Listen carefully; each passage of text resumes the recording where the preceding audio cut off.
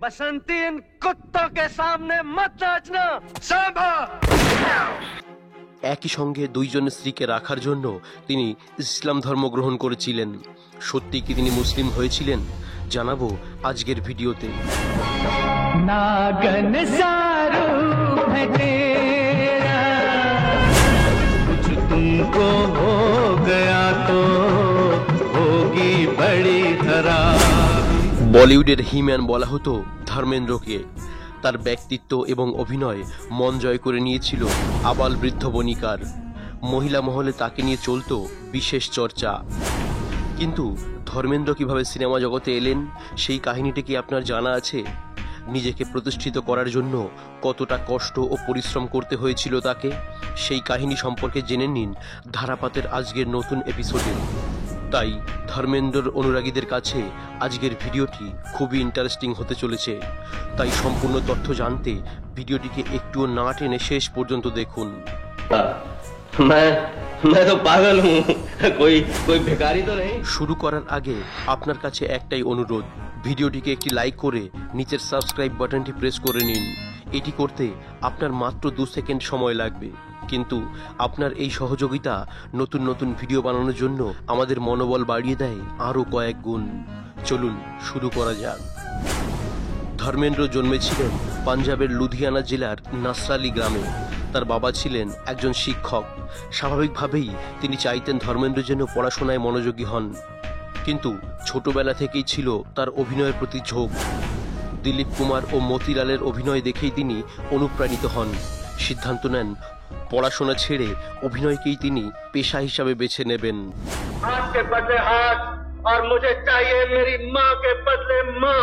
পরিবারের আর্থিক অবস্থা তেমন ভালো না হওয়ায় ধর্মেন্দ্রকে রোজগারের জন্য মাঠে পর্যন্ত কাজ করতে হয়েছে ছোটবেলায়। गरीब लोगों को पेट पालने के लिए इस उम्र में भी काम करना पड़ता है। तुम कौन हो गरीबों के हमदर्द? কবাডি ও হকি খেলতে বেশি ভালোবাসতেন তিনি, তবে সব থেকে বেশি ভালোবাসতেন অভিনয়কেই। তাই প্রতিনিয়ত মায়ের কাছে অভিনয় করার ইচ্ছা প্রকাশ করতেন। ধর্মেন্দ্র তার মায়ের পরামর্শ মেনেই 1958 সালে ফিল্মফেয়ারের ট্যালেন্ট হান্ট কম্পিটিশনে অংশগ্রহণের জন্য চিঠি পাঠান এবং নির্বাচিত হন প্রতিযোগিতায়।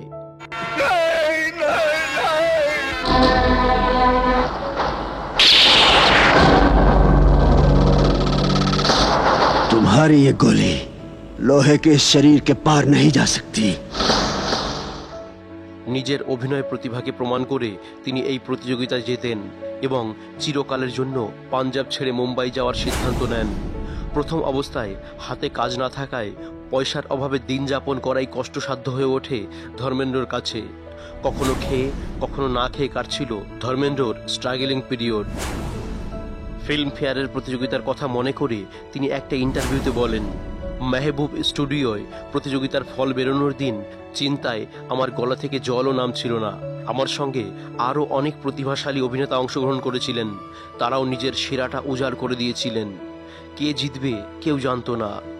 তিনি বিমল রায় সম্পর্কে বলেন, ফিল্মফেয়ারের প্রতিযোগিতায় বিচারক ছিলেন বিমল রায় ও তার অ্যাসিস্ট্যান্ট দেবু সেন। দেবুদা আমায় দেখে বলেন, কুছ তো বাত হ্যায়। এর কিছুক্ষণ পরেই তিনি এসে বলেন, বিমলদা তোমায় ডাকছে। আমি ভীত ও চিন্তিত হয়ে ভিতরে যাই ওর সঙ্গে দেখা করতে গিয়ে ধর্মেন্দ্র দেখেন বিমল রায় তার স্ত্রীর রান্না করে পাঠানো মাছ ভাত খাচ্ছিলেন। তিনি ধর্মেন্দ্রকেও খেতে বলেন তার সঙ্গে।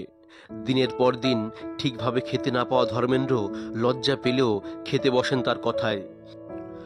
তখনই গল্পের ছলে বিমল রায় জানান তিনি ধর্মেন্দ্রকে বন্দিনী ছবির জন্য নিতে চান। চোখে জল চলে আসে ধর্মেন্দ্রর। নিজের কানকে বিশ্বাস করতে পারছিলেন না তিনি। বিমল রায়ের সঙ্গে গুরুদত্তেরও এই সিনেমার সহ পরিচালক হিসাবে কাজ করার কথা ছিল, যদিও গুরুদত্ত পরবর্তী সময়ে এই সিনেমার পরিচালনা থেকে সরে দাঁড়ান। ফিল্মফেয়ার ট্যালেন্ট হান্টে বিজয়ী হওয়ার পর মায়ানগরীর দরজা খুলে যায় ধর্মেন্দ্রর সামনে। চুক্তি অনুযায়ী প্রতিযোগিতার পরই একটি ছবিতে নায়ক হওয়ার কথা ছিল তার, কিন্তু দীর্ঘ সময় কেটে গেলেও সেই ছবির কাজ শুরু হয়নি। তাই শেষ পর্যন্ত 1960 সালে অর্জুন হিঙ্গারানির দিল ভি তেরা হাম ভি তেরে ছবির মাধ্যমে বিনোদন জগতে পা রাখেন ধর্মেন্দ্র। তবে বিমল রায়ের কথা দেওয়া সেই বন্দিনী নামক ছবিটিই ছিল ধর্মেন্দ্রর অভিনীত প্রথম সিনেমা। কিন্তু ছবিটি রিলিজ হয় অনেক পরে, 1963 সালে। বন্দিনীতে অভিনয় করার পর তিনি আবার বেকার হয়ে পড়েন। তার কাছে অধিকাংশ দিনই খাওয়ার কোনো টাকাই থাকতো না। না খেয়েই তিনি পরিচালকদের দরজায় ঘুরে বেড়াতেন ছোট কোনো রোলের আশায়। आज अगर स्क्रीन टेस्ट में कामयाब हो गया ना तो हीरो बनते ही तुझे मखमल के गद्दों पे बिठाऊंगा। বলিউডে তার বন্ধুরা তাকে অনেক সাহায্য করেছিলেন তার স্ট্রাগলিং পিরিয়ডে। এই কথা স্বীকার করে তিনি বলেন, অভিনয়ের কোনো সুযোগ না পেয়ে তিনি একসময় পাঞ্জাব ফিরে যাওয়ার সিদ্ধান্ত নেন। সেই সময় তাকে মনোজ কুমার আটকান এবং লড়াই চালিয়ে যাওয়ার জন্য পরামর্শ দেন। একদিন তিনি এক পরিচালকের সঙ্গে ট্যাক্সি করে আসছিলেন।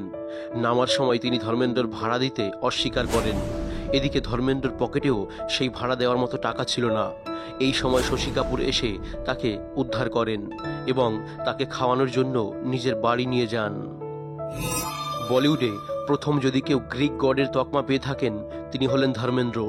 সুদর্শন চেহারার জন্য শুরুর দিকে রোমান্টিক ছবিতেই তাকে নিতে পছন্দ করতেন পরিচালকেরা। তিনি বরাবরই মনে করেন তার ভালো চেহারার ইতিবাচক দিকের সঙ্গে নেতিবাচক দিকও রয়েছে। এই চেহারাই তার অভিনয়কে ঢেকে দিয়েছিল চিরকাল। পরিচালকেরা তার অভিনয়ের থেকে বেশি তার মাচো লুকসকেই পর্দায় বেশি গুরুত্ব দিতে চেয়েছিলেন বলে মনে করেন তিনি। 1966 সালে ফুল আর পাথর সিনেমার মাধ্যমে তিনি বলিউডের অ্যাকশন হিরো রূপে নিজেকে প্রতিষ্ঠিত করেন।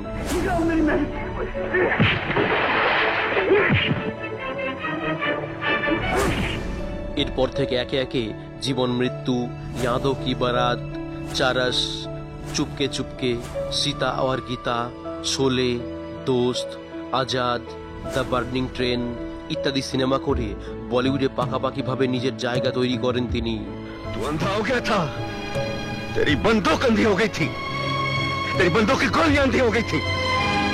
কিন্তু শুধুমাত্র রোমান্টিক চরিত্রে নিজেকে বেঁধে রাখতে চাননি ধর্মেন্দ্র, যে কারণে 1968 সালে স্পাই থ্রিলার আঁখে ছবিতে অভিনয় করেন তিনি।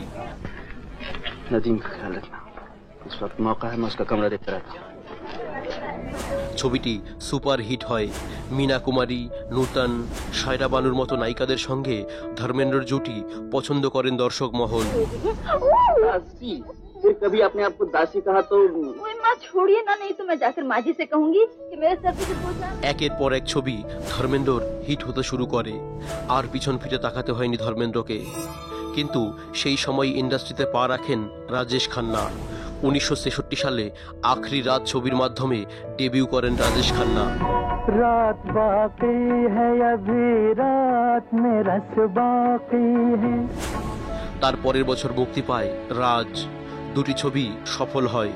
আখরি রাত সেরা বিদেশি ছবি হিসাবে মনোনীত হয় অস্কারের জন্য। এরপর ডলি, আরাধনা এর হাত ধরে জনপ্রিয়তার শীর্ষে পৌঁছে যান রাজেশ খান্না। ये देखिए, ये लीजिए। वाह चाचा, फोटोग्राफ तो बहुत ही फर्स्ट क्लास है। फोटोग्राफर भी तो बहुत अच्छा है साहब। 40 बरस का। শোনা যায় একের পর এক হিট ছবি উপহার দেওয়ায় তার বাড়ির বাইরে লাইন দিতে শুরু করেন পরিচালকেরা। ইন্ডাস্ট্রিতে রাজেশ খান্নার প্রভাবও বাড়তে শুরু করে। পরিস্থিতি এমন দাঁড়ায় যে সেই সময় বড় বড় পরিচালকই তার সঙ্গে কাজ করতে উদ্গ্রীব হয়ে ওঠেন। তাতে নিজের গুরুত্ব বুঝতে শুরু করেন রাজেশ খান্নাও। শোনা যায় সেই সময় প্রযোজক, পরিচালক এবং অনুগামী অভিনেতা অভিনেত্রীদের নিয়ে নিজের একটি আলাদা দল তৈরি করেন তিনি, যাতে কোনো ভালো চরিত্র অন্য কারোর কাছে না চলে যায়।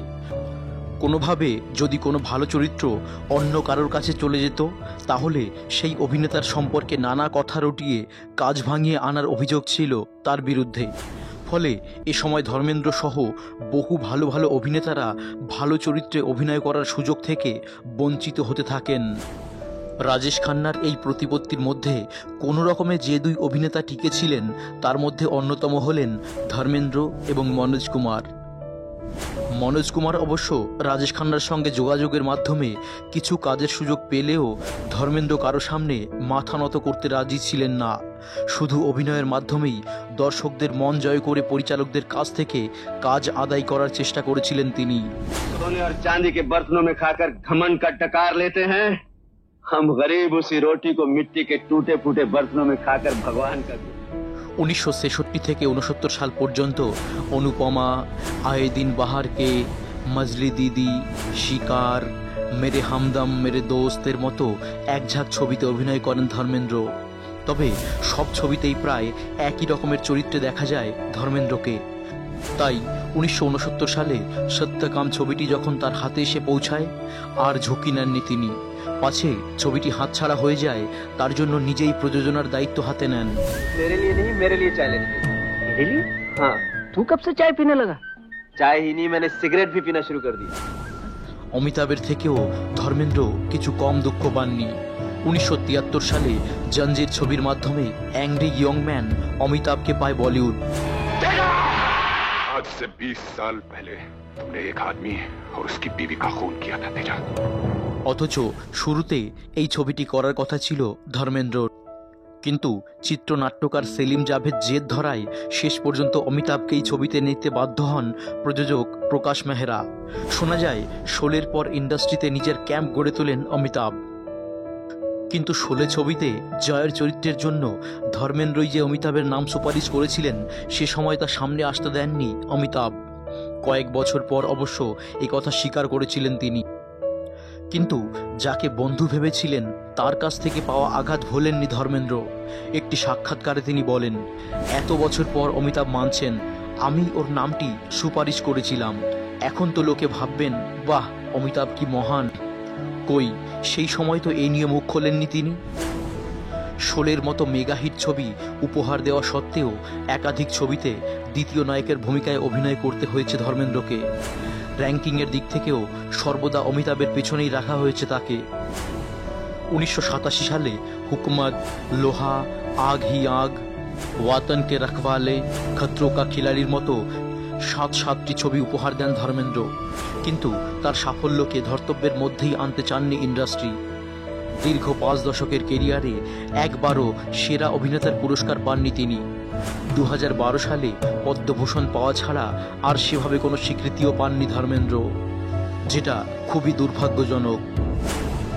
চলুন এবার জেনে নিই ধর্মেন্দ্রর ব্যক্তিগত জীবন সম্পর্কে। একদিকে বলিউডের হিম্যান, অন্যদিকে বলিপাড়ার ড্রিম গার্ল। এই দুই তারকা জুটিকে পর্দার সামনে যেমন দর্শক পছন্দ করেছিলেন, পর্দার পিছনেও তাদের জুটি মনে ধরেছিল দর্শকদের।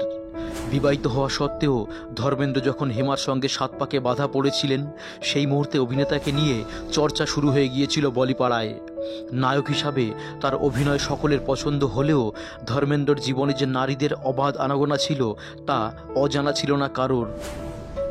ধর্মেন্দ্রর মহিলা অনুরাগীদের সংখ্যা কিছু কম ছিল না।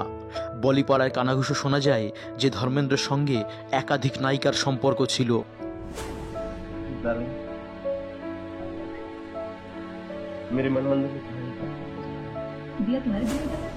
হেমার সঙ্গেও কাজের সূত্রেই আলাপ হয়েছিল অভিনেতার। সহ অভিনেত্রীর সঙ্গে বিবাহ বহির্ভূত সম্পর্কে জড়িয়ে পড়েন ধর্মেন্দ্র। मेरे घर में, मेरे कमरे में, मेरे बिस्तर में, मेरे कपड़े पहनकर क्या कर रही हैं? এখানে বলে রাখা দরকার, ফিল্ম জগতে প্রবেশের আগে 1954 সালে মাত্র 19 বছর বয়সে প্রকাশ কৌরের সঙ্গে গাঁটছড়া বাঁধেন ধর্মেন্দ্র। তার ছেলে সানি এবং ববির কথা তো সকলেই জানেন।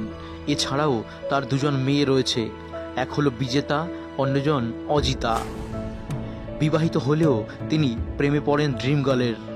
1970 সালে প্রেক্ষাগৃহে মুক্তি পায় তুম হাসিন मैं जवान ছবিটি। এই ছবিতে ধর্মেন্দ্রর বিপরীতে অভিনয় করতে দেখা যায় হেমাকে। चेहरा तेरा अल्लाह अल्लाह, बातें तेरी माशा अल्लाह, बड़ी बड़ी आंखों वाली जादू किया तूने वल्ला।